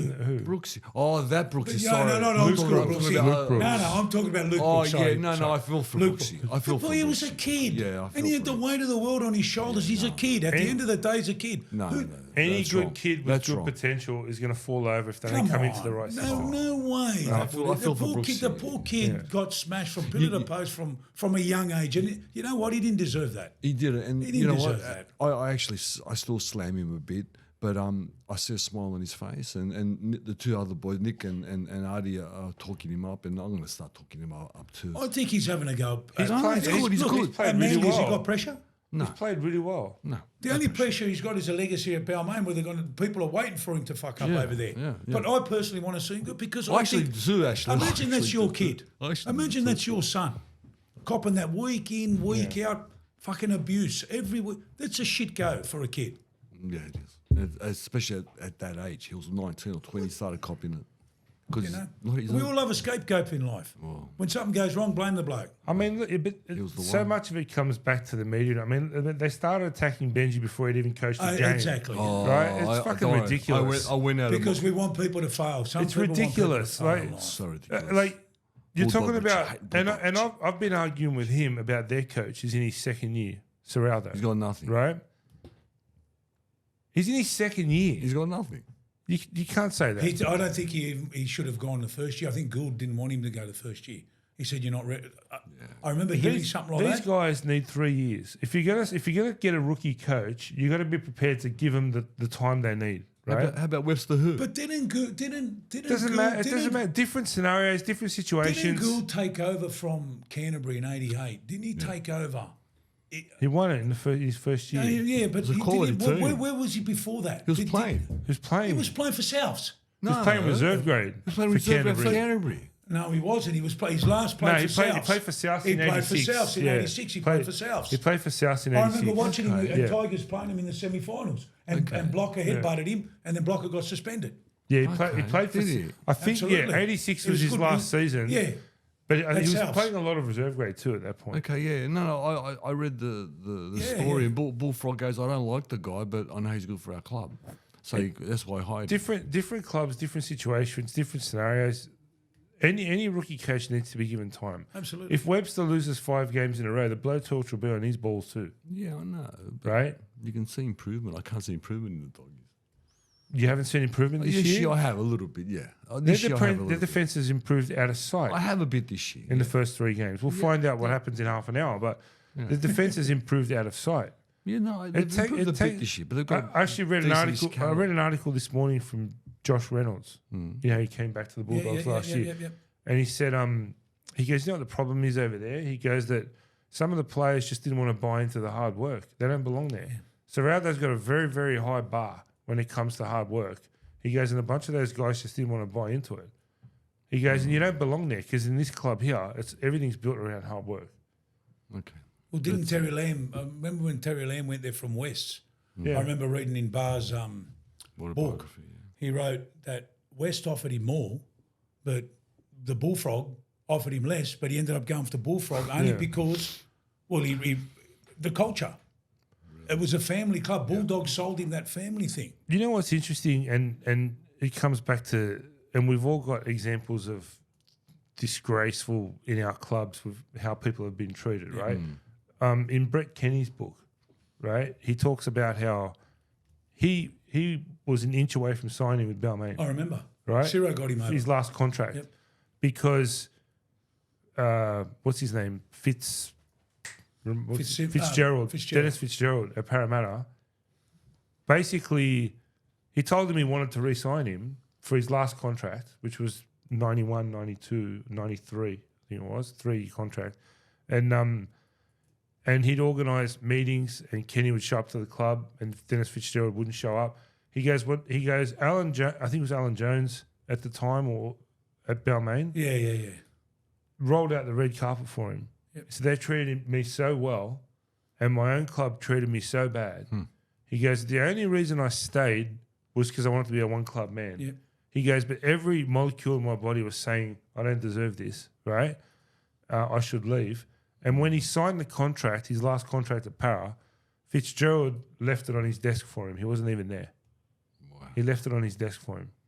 Fitzy wasn't interested in the man, wasn't he? Yeah, but it's like when you think about what that player did for that club. Look, And- there's some players that you never treat bad or you never talk bad about. And Kenny Sterling Definitely. for me. I think like going back to where we started, like Benji just needs to be left alone. Not have these fucking idiots in the media saying, "Oh, he's playing golf in the morning or he's working from home or Bulldog Richie. just go away." Like seriously, let him find. He's got to find his own style, his own system. Absolutely. He's going to fall over, but when you sign a rookie coach, you got to be prepared for that. Yeah. You can't change. It takes 3 years to build a team. You can't change things overnight. You can't change. You know, Webster's doing a good job, but he walked into a pretty good system as well. Canterbury, from 2001. We've been a basket case. No, wait a we've second. been a No. basket That's not what I was going to say. We have been. No, that's not what I was going to say. From 2021 to 2024, they've flipped their entire squad of 30. Oh, The last entire couple squad. years, Yeah. So he's dealing with a bunch of guys who mostly haven't played together before. You got to give it time. We'll see. Time will tell. You can't expect. There are coaches who have been coaching for 20 years Yeah, never won anything. and won nothing. Yeah, well, you see it in the English Premier League. You know what I mean? So Never won it. not Never everyone won. can. Not everyone can 30 win. years. Not won it. Ricky Stewart won a premiership in his first season. Yeah. Duck egg since then. What's that at Roosters, was it? Yeah, 02. Yeah, Roosters. You know what I mean? So as good as he is, you can't pulverize a guy 12 months into his job. I think Or with Benji, Shane, I he think hadn't with even- Shane he Richardson, hadn't even coached. He'll get the support. Benji hadn't even. No, definitely. He'll get Benji hadn't even coached the game yet, and they were smashing him in the media. I feel for Benji. It's Look, ridiculous. You know what? Everybody likes Benji. I want Benji to do well because I've heard no one say bad things about Benji. Everybody likes Look, Benji. I'm a firm believer. Para, Tigers, Canterbury, St George are going well. The premiership's going well. Yes.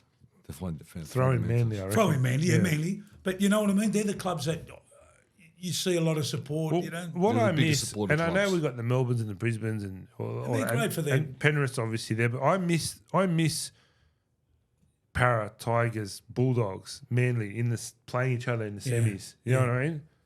When it used to be 5. Because he got dominated. Remember it was the top 5? You had to get the top 5. But it's also been dominated so much by Queensland teams or Melbourne. You know, obviously Penrith lately. They've they've played 4 different teams in four grand finals. They've played. Yeah. But yeah, I've got something I want to do with you, which I haven't told you about because I'm going to put you on the spot, right? It's something that we do on our weekly show. Yep. So I'm going to do it with you, the Tigers. It's called Who Would You Rather? Oh, where's Arthur? Where's Arthur? All right? Who would you rather? Who would you rather? And what I'm going to do is I'm going to take 2 different lineups, and you're going to pick the team, right? So position by position. So we'll start with the fullback. Who would you rather? Gary Jack, Brett Hodgson. Jack. On one wing, James Grant or Daniel Fitzhenry. Daniel Fitzhenry. One centre, Andy Courier or Shane Elford. Shane Elford. No, I wasn't a big fan of Courier. His defence was shocking. The He other could attack He could, like anything. he could kick, Ron, but he can't. Fuck his defence. He's a good runner, ball runner. He destroyed us at Billmore one No, I wasn't afternoon. happy with One it. Saturday I afternoon, he wasn't happy destroyed with us. it. One fucking game. If you haven't noticed, I'm going 89 versus I 05, know you right? are. No, The other centre, Tim Brasher or Paul Fadawera? I'd go Brash. Brash. On the other wing, Steve O'Brien or Pat Richards? Pat Richards. Pat Richards.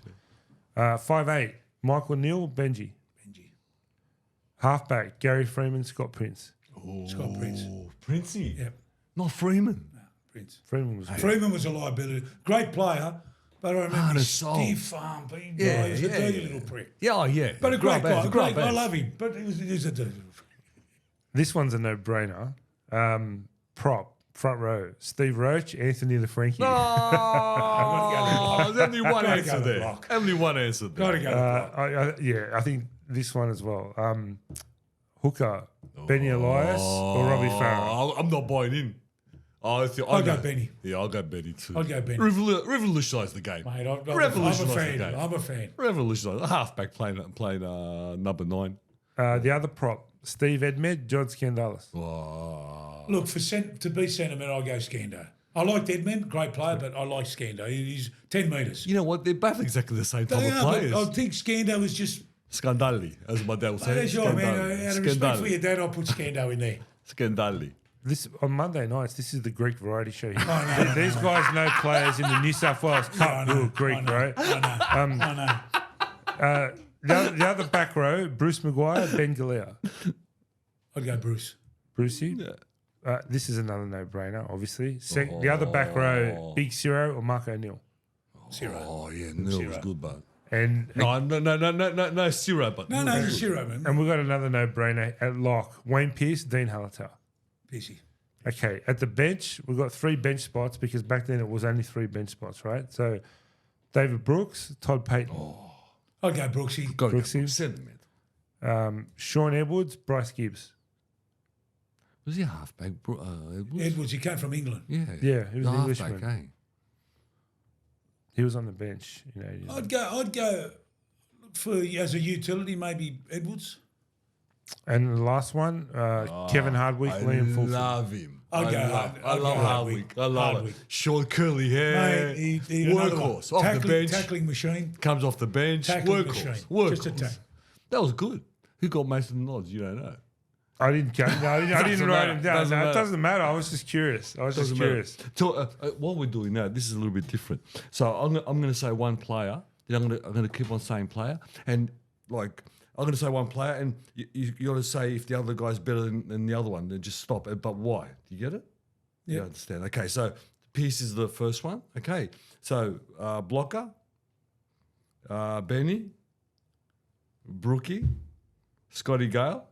So what do you want me to do? You want me to? No, so if they say, do you think Blocker's better than Pearcey, for argument's sake? Totally different players. Doesn't matter. So that's what the issue. Who would I want on my think team? prob- Yeah. probably- I would, probably- I'd who would rather you rather? Pearce. Who would you I'd rather? take Pearce. Yeah, to rephrase the question, Yeah. if you're signing and you have to choose. Okay, all right. Okay. So, But you got to tell me why they're better than well, Pearcey. I think Pearce is more. I could utilise him in more roles than More I could versatile. block. More versatile. Okay, Benny, With I guess Blocker now. 'Cause you Benny pick or one. Blocker? I'd take Benny because like a blocker, I'm sure I can find a blocker somewhere along the line, but I only got one Benny. Okay. It's hard, isn't it? Okay. Brooksy versus Benny. Benny. Yeah? Benny. Okay.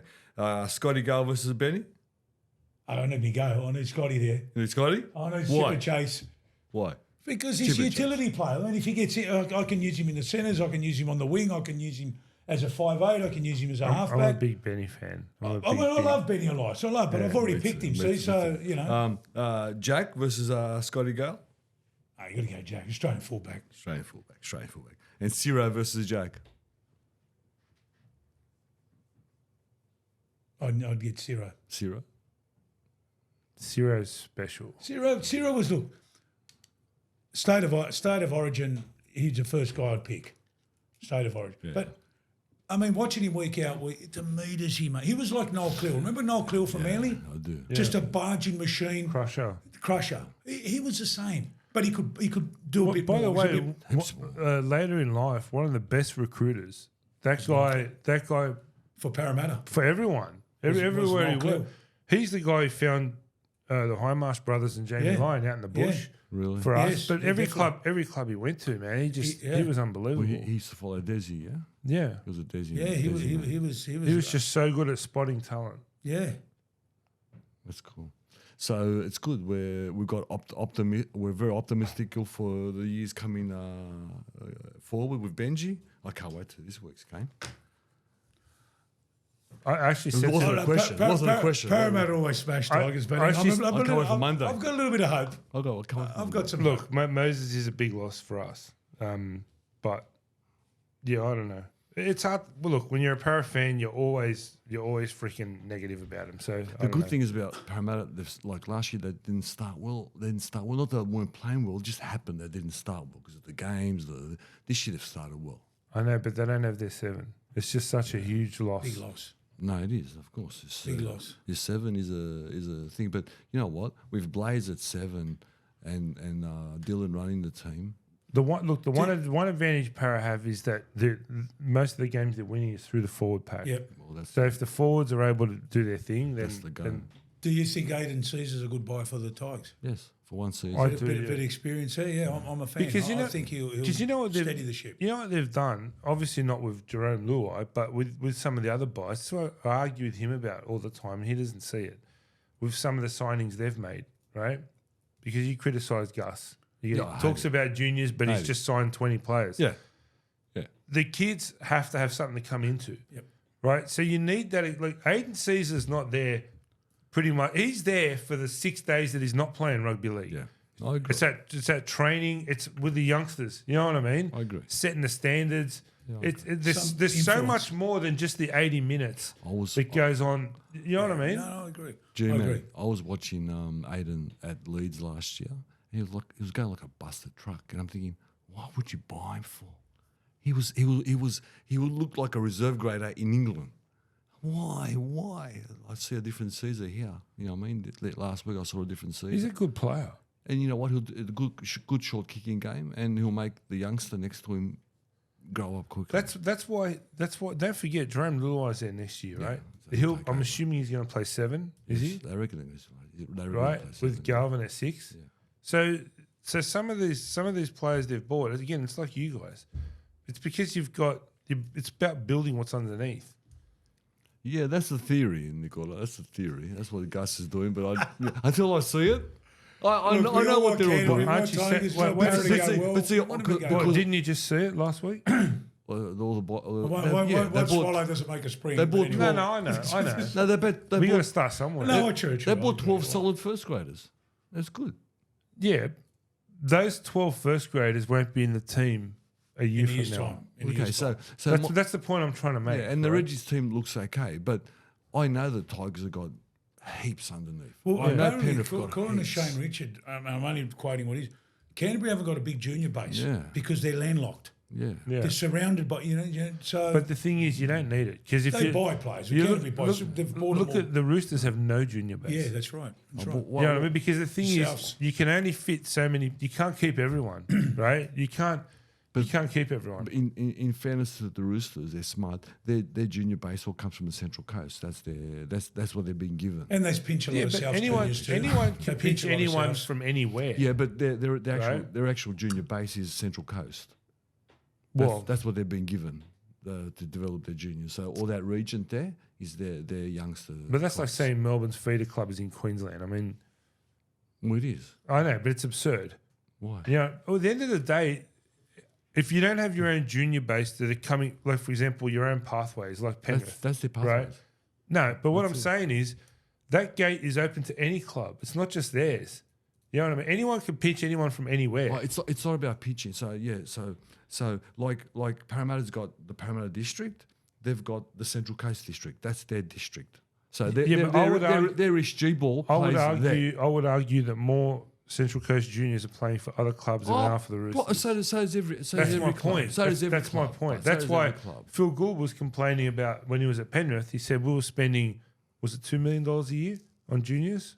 More, I think it was. And he said, the Roosters don't spend anything. Yeah. So why should we spend money on nurturing players that we can't keep? That's right. Yeah. No, he's got a point. At the end of the day, the junior base, it doesn't matter where the junior base is. Anyone can go anywhere.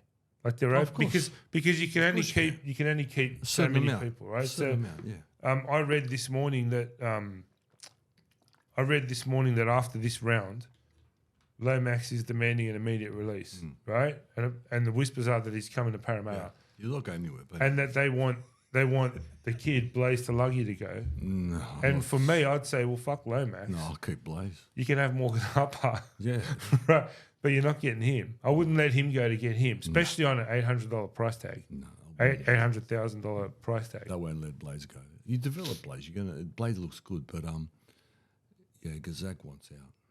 Why does he want out? Well, what's He doesn't get along with Flano, yeah.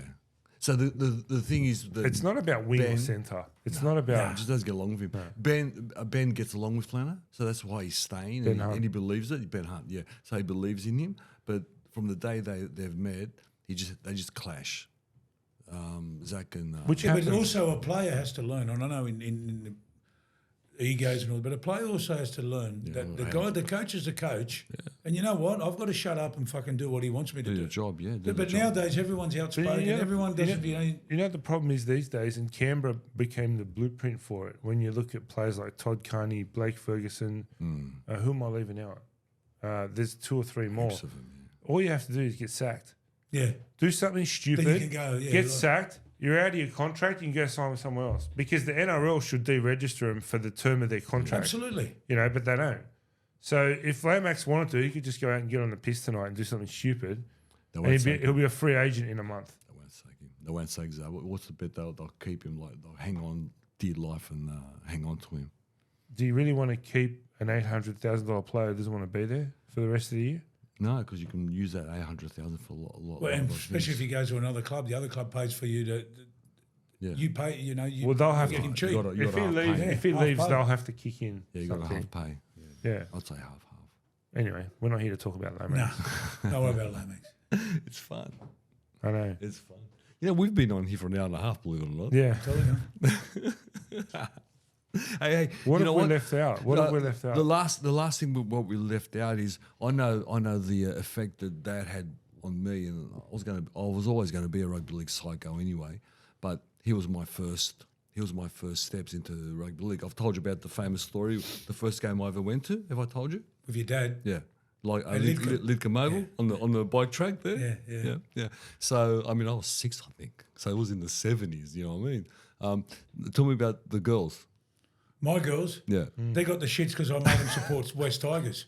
You what? I made them support West. I said, "You want to live in this house? You got to be a Tigers supporter." They're coming to the because game on Monday one of them too. goes I to know. me, "Dad, I like the Sharkies." I said, "No, you're not going to like anyone. no. You like the Tigers." And I remember when my daughter was little, she goes, "Dad, how come you made us support a shit team?" I said, "Have faith. Have faith in the Tigers." Yeah. But they're all It's good, happy. yeah? Look, even my wife. I mean, she's no great rugby league, but she's got a soft spot. She grew up with, Nick, me, Tigers and all that. So Yeah. I'll tell you, I envy you, and what I miss is when I used to live at home, the whole family and my sister enough were a rugby league family. Obviously, in this house, there's no rugby league What do you think love what do you think I grew up with? at all. I was my house was all soccer. You got to remember, my dad was a mad Arpia supporter. It was another Leichhardt team. Your brothers were rugby league men yeah, but or not soccer? to the extent I was. You I said was you always- said St George. Who was that? Was that Rob? Rob was a St Rob. George supporter, yeah. And because, I mean, when his maths teacher was the same as mine, was John Jansen, so I think there was a bit of a thing there. But I don't know, just the Tigers from day one, I just liked them. I don't know why. I just lived in the team, area. local team. Like I live in an area that's surrounded by Parramatta supporters. I'm the only Balmain. I live in an area that's surrounded by Western Sydney Wanderers supporters. I'm Sydney FC. It's just, It was funny for me. Like when I was 6, I knew this afterwards that the first game I ever watched was the '81 grand final. Yeah. We had a barbecue at our house for some reason. I can tell you now, it had nothing to do with grand final day, right? But then I just remember we were in the Albion Street. Yeah. We were in the backyard, and then at one point, all the men went into the lounge room. So I followed them, right? And I just loved the colours, the blue and yellow. Yeah. And then because they won, that was it. If that happened a year earlier, it might have been the Bulldogs because I love blue and white too. Wow. I mean, I would have been better off if it was. How But anyway, old were you then? 6. 6. Yeah. The jerseys were sad in those days. Oh, weren't sad. they? They were sad. They were jumpers. They They were were thick jumpers. I remember, like I said, if it was rated, you carried an extra 20 kilos. If you knew like how that. heavy they were, man. man. I I wore remember one. wearing them. If you knew how heavy I they were, wore and one. the balls were like The balls so, were- I know. like so. If they Oh, were the wet. leather balls with the laces. With the laces. Right? Oh, the laces. And if you kicked where the lace was, you got a sore foot. yeah. And if you catch it, if you catch it with the lace on your palm, you got. You know what I mean? You think about it for a second. you know what I mean? Getting back to catching a ball, who could ever forget the Alan McMahon, the Balmain fullback? Yeah. Yeah. Yeah. Remember Bombs. the bombs, the kicks. Come on, man. He was the original. He was original, and He was you the know, original bomber. I know I'm harping on it, but I saw Mark Harris do a 65-meter goal, Wow. drop kick. Phil well. Mark from Harris, North Sydney, George, yeah, remember? Yeah, East North Sydney. East Yeah, North Sydney, yeah. yeah, the bent name, remember? Big Yeah, I name, remember. I remember, yeah. That was- 65 metres. Was that North Sydney Oval? No, I can't look. I remember him doing it because the news. It was big news. No one had ever done that before. Because I remember it was the cricket pitch, and he said that Oh. it was a better bounce on the cricket pitch. Yeah. you know? They used to That's play at the crazy, SCG. crazy, There was a Nicola. cricket pitch that put dirt over the Crazy, top of it. Nicola. I wore the 83 retro jersey to a game last year and I lost weight. Yeah. I was sweating like a Oh, yeah. pig. Yeah. You know, it's funny enough, this is retro round, right? Yeah, I know. I don't know what jersey the Tigers are wearing. Oh, is it retro round this week? Yeah. But you know what I don't know if Para's I can retro wear- jersey I is? saw it. Who's the brains trust here? The 2001 jersey. I'll slam him. Anyway. Why would you want to go back to that? You got fucking beat. 2001. Of all the years you can pick, right? Anyway, That's gold. That's so funny. That's so funny. what else? What do you want to close out with? Just thanks for giving me the opportunity to relive fun. some of my childhood memories. Yeah, it was great talking about it. Yeah, a lot of memories. You're always welcome to come back and do it again. You said you know David Brooks. Did you just I reminisce just a lot? talk rugby league, and he loves it because I bring up stuff that probably he's forgotten. Yeah. Yeah, he. Has Look, he brought any funny as a stories? soccer out? player, he's terrible, but anyway. But no, he's a fantastic guy. A rugby league stalwart. I mean, I look at him. He's got a broken body, but the guy. I mean, we played soccer together. Has he really got a broken body? Oh, yeah. Still. And he drives trucks. The guy's a machine. I'm telling you. Now, look, someone is one of the guys I know. I respect him a lot because Clubman. he's a worker, he's a clubman, and he's a great guy. Clubman. Genuine You know, clubman. genuine man. Maybe Those clubmen are lost these days. Maybe Genuine, we could have him as a guest Oh, to do an interview I or think we'll have to something with him. organise him. I think we'll genuine have to organise him. clubman. Because there's nothing I love more than talking about the old days. He'll it tell you comes some to stories. footy. I've bailed him up at barbecues and that. So, you know, That's the and footy we I just sit there. You're in awe of what he's telling you. yeah. I remember once at Leichhardt, Gillespie hit him with a special. Yeah. Okay, he just got up, played the ball, and what did he do? He hit Gillespie with a special. Remember Pearce running? I remember Pearce running into Folks, Oh. Langmack. And Gillespie, they'll do and the they gang tackle. absolutely Yeah. So they picked him up and and what What he a did, pack. he Got just got up and played the ball. By the way, man. those days speed tackles were illegal. I know. Remember the one we saw that we sent You around know, on TikTok? he just get up and play the ball, man. I don't know the guy's name because I can't remember. I didn't know it at the time. But a few years ago, we did a work thing. We were volunteering where Christina works, Yeah. right? And Ronald McDonald House. And there was an old guy there in his 90s who was volunteering as well. And I was with a mate of mine, Peter, from work. He was a Newcastle supporter. And we just started chatting to this guy. And this guy was a first grade player for Norths. Now, if he was 90 about 10 years ago, you got to do the math of how far back we're going here. Frank Hyde era. But we sat down, and spoke to him. Like we were just talking the You're in whole awe of these afternoon, people. and he loved it. He loved reminiscing about it, and I just loved it. Like just how the game was in that. You're talking like the 50s or whatever it was. You know what I 50s, mean? However, I can't remember the decade, but 3 meter rule. I can't remember. It was amazing. Like for me, I love doing that. I love doing that. It'd be much more fun to do it with someone from the area that you grew up watching. You know. That'll be fun. It'll be fun to understand what was happening out there. Yeah. And that's what I would have done with Brooks here. I'll try to understand what it was like out there. You know what I mean? It's look, I think it's sad that, and I saw an article, from Roach and Elias, that they don't get invited back by the Tigers. Yeah, to the team. I think that's sad. And I remember Brooksy one day telling me that he's going to the rugby league, and I said, "What is that organised through the club?" He goes, "No, man, I just bought tickets and I'm going. I was going to stand on the hill with the troops." You think you'd have like a life membership? I think they don't. In soccer, they don't do that. In soccer, they respect you, and you're looked after a little bit. It's a respect thing. I think. That was on 360. Yeah, I think that's So sad. Blocker and Benny have actually been invited by Parramatta as guests to see the the game on game. Monday. Really? Yeah. You know what?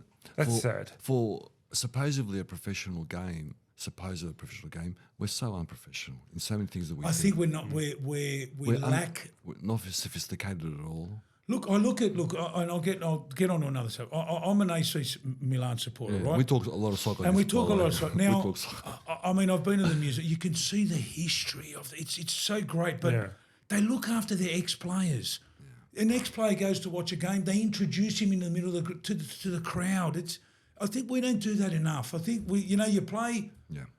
I think like Ray Price. I think he was a Parramatta icon. Yes. He but was a machine. but that's a perfect example because the club never involved him in anything. Do something for him because this guy, he killed himself for you week in, but, week out. But even Peter Sterling, Brett Kenny, they've all said in the It's a past, shame. right? It's such a shame. We'd be happy to go down and talk to the team. That we've never been invited. They haven't invited Kenny or Sterling. No, They haven't invited Peter Sterling. no. Ray Price. That's shame on them. That's shame on them. If they haven't, and I don't know if they have, that's shame Ray on them. Price is. I don't know about Sterling in recent years, but Ray Price is basically black banned from the club because he shit canned them a few years ago.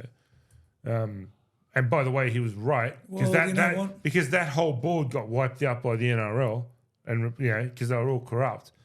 But they're like because I've heard him on interviews before, and they've said, sure, we'd love to go down and have some kind of involvement, or I'm still willing but about we need to be invited. Sterlo. We just spoke about speaking to someone that's played the game, and how you're in awe of these people. Can you imagine these young guys Yeah. having Sterlo, Kenny, all these players addressing them and I know they do every now and then on test they do, but it should be more. You know what? I honestly believe a person like Sterlo who's played the game At the highest level. Yeah, and he's been at the highest level. Okay, he can push a button. He can push players' buttons. Nobody, me can't because I don't know. I've never been through it, but they have. And they know what it takes. Why wouldn't you use them? Plus, the kids might not. They know of him. They've probably seen some YouTube video of him. Okay, but their dads have spoken about him. But there's no doubt. Okay, no doubt. I can Google it. The only player to get 3 perfect tens. No other player ever has done that in the history of rugby league. I mean, I'm in awe. I'm in awe of him. How many times have we been at a table, us three and the family together, and we're rattling off names, and the kids are listening. Yeah, they're listening to what we're saying. absolutely. Yeah. We're talking Sterlo, you're talking Gales, you're talking Roach. Yeah. We don't just the teams we support. We rattle off. We acknowledge guys No, that are great players at other clubs.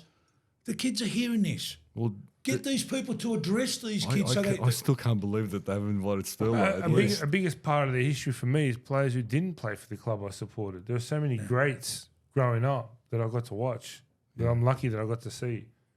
It's not just about the club you go for. Yeah. Roach and It's funny because Kenny. I won't name the team because everyone thinks I shit can them all the time, and it's none of our 3 teams, right? So I'll bite my lip on that. But I saw footage on TV last night. I think it wasn't from the game. It was from something else. But anyway, one team, they're doing the team song thing, right? Yep. And the one guy in the middle, he's jumping up and down. It basically looks like a 5-year-old kid with a lollipop. And I'm thinking, I'm used to seeing him crack open a schooner at the end of the game. Can you imagine? Can you imagine Steve Roach or Ray Price or Steve Folkes jumping up and down like a kid with a lollipop? No. You know what I mean? Different kids, different people. Unbelievable. It's a shame. It's a It's damn a I shame. think it would have been a bad look doing that. You would have got smashed. You the would have got weekend smashed. that you played. The whole gladiator aspect of what I loved growing up is just gone. And I'm not saying they're not tough, and we argue about this all the time. I'm not saying that, but they're not gladiator tough. It's a different game now. It's a different game. You know what? The NRL doesn't want that anymore. No, I know that. That's why we're the ones who are extinct. Yeah, we're the The dinosaurs. game's not designed for We're the us. dinosaurs. I'll take it every time. I love mine. I agree. I agree. It's still got fatigue in it, but it's just a different type of fatigue now. Yeah. Now it's a cardio fatigue. Back in our day, it was a was a complete physical, Yeah. I mean, you just heard a gang tackle. Imagine if they gang tackle now. No, I know. when you say gang tackle, you'd have Folkes, Gillespie, Tunks. I know. You know, four around the Remember poor Peter guy. Kelly used to come in and smash. Oh, Smash come on. They'll speed tackle you. Speed tackle you on your head. I know. Fair tackle. I mean, mind you don't want guys getting injured. No, you don't want the no, injuries. So no, take the no. injuries out No. of it. But how many serious injuries came out of that era, really? The only one I remember was a guy who played for Penrith in wasn't the much. 80s. Look, I'd be lying. An ethnic No, name. he was Jamie. I can't remember. But there wasn't much. A guy got. He's back, yeah? He Yeah, broke his back or something? unfortunately, I think he was a paraplegic quadriplegic. But that's about it. But yeah, I mean, I don't want to see anyone dumped on their head No, of and course all not. that because at the end of the day, you don't want to see that. My- But I'm talking about the physicality. But why ban shoulder charges? Just ban a shoulder charge to the head, like any contact with the head. because some of these people nowadays, they It doesn't. all right. That's What? It looks great. What are you talking So about? the Latrell, Yeah, I Latrell agree. Mitchell tackle on Manu 2 years ago. when I he- know, right? What? What? Is I that know George is. is that worse than calling someone a monkey? Because he got less. I know. Was that a good what? And then the guy's going to him, "What the fuck you done?" And he's got the shits of him for saying that to him. Yeah. Come on. But the worst That's part just is a cheap. and They're the- just the a worst cheap part shots. is- the worst part fucking is- cheap shots. And they're good buddy the too. worst part is they were friends. I don't know if it's Yeah, still well, are. you Good know, buddy. The worst part is that until what's his name, Manu, Yeah. walked up to Latrell on the field, the referee had done nothing about it. no. Nothing. It wasn't even stopped. No. The game wasn't even stopped until he walked up to Latrell. So, What he done to Tedesco the other day was shit too. yeah, He fucking walked on him. yeah. No, don't start Don't me. get 'Cause I us said started. something But last anyway, week which I let should it have go, said, let it maybe. go, let it go. All right. Let's keep talking about the ties. Anyway. No, it's good. No, it's good. I like it. I like it. I like to hear current issues because that's what we're all about. Remember, Blocker tapped the referee on the head. He got suspended for He it. got He missed the suspended. grand final. Yeah, he He went got like that. suspended. Well, they tried Yeah, to pull a Eddie shifty Ward. by getting Eddie him Ward. to get him to go play in England. He and flew then- to England to try and serve his everything. suspension. No, But in He saying- patted Eddie Ward on the head. But in saying that, if you touch a referee now, you know, you get life in soccer. You get life. You But get I got to life. tell you, You that's get the life one in thing. yourself, That's the obviously. one thing that rugby league does so much better than international soccer: protect the referees. Yeah. Like you see Really? in soccer, the ref blows the whistle, the whole team They want to surrounds kill him. him. You can't even see him, right? In rugby league, they do that But actually really well. Do they think that the referee's going to change their decision? I've never seen it He's not gonna happen. decide that. No. He's not gonna No, change but it. it's just to, I don't know, they make it look like they're complaining. Look, you know he's not going to change the They don't decision. touch him, but they don't touch the ref. No. No, because you get a life ban now. Oh, And good. so Yeah, they they should. You should. shouldn't touch a No, referee. don't touch a ref. You shouldn't touch a referee. I don't The- know. the You other- couldn't pay me enough to be a referee. The other day where who was that player who ran into the ref? Hughes, Jerome Hughes. Yeah. Now that and he got, And he he got got a a week game for it. sus- yeah. He got a week for it. Now, really, for me, the ref get out of the way. Exactly. You stop Position your yourself. tackle So, guy. how many times remember when Hartley was refereeing, he'd Hartley fall would over. always fall over, He was always. very But- biased towards Canterbury, but yeah. What's wrong with looking at that and saying, okay, it was an accidental collision. Like it's not like anyone got hurt. Just keep playing. Well, because the ref got touched because it was in front of a defender. That's the You know that's what the I mean? premise. That's the premise. It's absurd. You know what? I'm pretty sure Jerome wasn't even looking behind him. Well, what about last year when Jerome Luai pushed the referee? How come he didn't get penalised Didn't for get it? anything. Nothing. I can't remember the incident, but I'm pretty sure you're right. I'll remind you. I'll bring it up for I'm you. pretty sure you're right. No, Was it I'm against pretty Parramatta? No. sure, I'm pretty sure No. you're right. Yeah. No, I try and be as unbiased as I can on here. Fair enough. The Actually, I always try and be. Jerome Luai is a pretty. I just hate seeing double standards. No, I agree. Yeah. I agree. Well, every game, every week. I agree. All the time. I mean, yeah. But there's not much we can do about it. And the scrutiny is, you know how many times I've seen in the 80s tries which weren't tries? Nah. You can't. No That's chance. it. And whatever. Now we look at it, triple look at it, quadruple look at it, our fingers on it. And 12 minutes later. That guy dropped it back in the 80s. I was behind the post there, where I couldn't hear because the train was going past. Yeah. I saw him drop it, and the referee came, yeah, good try. It's all over. That's it. What about last night's one? The Roosters no try. Oh, yeah, interesting. Yeah, no try. In saying that, I admit that was a try. I've got to admit that was a try. But over the 80 minutes, I think the Penrith were better. No one's arguing that. I'm But it talking was a about try. that call. Definitely try. Definitely try. No, definitely try. Was And that defender impeded, was he? was that the reason? Oh, that's right up the no. The one that was near the post yeah, no. when yes. they scored in the corner. But you know what? At least that is a black and white rule. He was 40 metres away, I 20 agree. metres away. 29. No, I agree. No way could get to it. But It's like the Parramatta one on it's a, Sunday. It's a black and white rule. the Manly try. Yeah. Again, That defender was never even trying to make a tackle. yeah, he wasn't probably even thinking about No. it. Okay, but it's a rule. It's a black and white rule, that one. Can't we apply logic? Thank Can't the you, video but- ref Yes. actually? It's almost like it's like a court of law now. It has to be black or white, right? Why can't the video ref apply logic and say, "Hey, here's my ruling. He was never going to get there, so it's a try." But you know what? You're going to have other people against that rule. He might have got to it. Yeah, but they're not the ones making the decision. No, I realise, but you'll have the same backlash, I'm saying. You're always going to have backlash from one-eyed fans who are idiots. Always. I agree. No, am I wrong? No, you're right. right. Let's say, I'm let's not say arguing. someone scores a try, right, and the same thing. Two different people will see it two different ways and argue about it. Yeah, but Right? But Yeah. No, I this agree. way, there's no backlash because that's the rule. Are you kidding? There's backlash. It's all over the media. Yeah, but he couldn't have got to him, but that's the rule. Yeah, well, it's stupid. Yeah, I agree. It's stupid. It's I stupid. agree with you, but You're not that's the arguing, rule. yeah. It's I'm not stupid 'cause arguing, but that's the rule. When I grew up, what we all used to call a Bring back the shepherd. 80s. Oh, We'll bring back the 80s. mate, That's all. Just now bring we're back- talking We to saw you, man. Super League wrong. We see, hey mate. Remember, no, this is We've a seen family Super- joke. we've seen- no, Nick, no. explain. He's telling We've a seen family Super joke. League. We've seen Super League, man. We saw it in the 80s. It We've wasn't seen the Great Super War that went on between the Channel 9 and Nah, that wasn't Super that League wasn't war. that wasn't the war. What was I going to say? I forgot. Sorry. the Super League took over. No, Yeah, the Super League took over. That's right. What we all used to call a shepherd Yeah. was an obstruction. yeah, a genuine When obstruction. when a defender is impeded or obstructed, Yeah, a genuine one. Yeah, I agree. Back in the Remember, day. remember Parramatta tried that the ball. the wedge. The wedge. Yeah. Remember that? That was so, How great was that? Well, That they, is they, so got, they got illegal. away with it until it was They out. got away to his out rule, but I mean, Yeah. there, these youngsters wouldn't know about that nowadays. the wedge. Remember the wedge? So just quickly, a story on that. That was Jack Gibson. Jack right? Gibson, yeah, the great Jack Gibson. I mentioned Brett Kenny's book before. Yep. He said that Newtown grand final. Yeah. The reason I remembered that Newtown were winning at half time was because what Brett Kenny said, Jack Gibson said to him at half time. He said, we came into the sheds expecting to get torn to shreds because that was Gibbo's style, right? But he said he was very quiet and calm. And he said, everyone sit down. He goes, I'm just going to say one thing. And that's it. So they all sat down.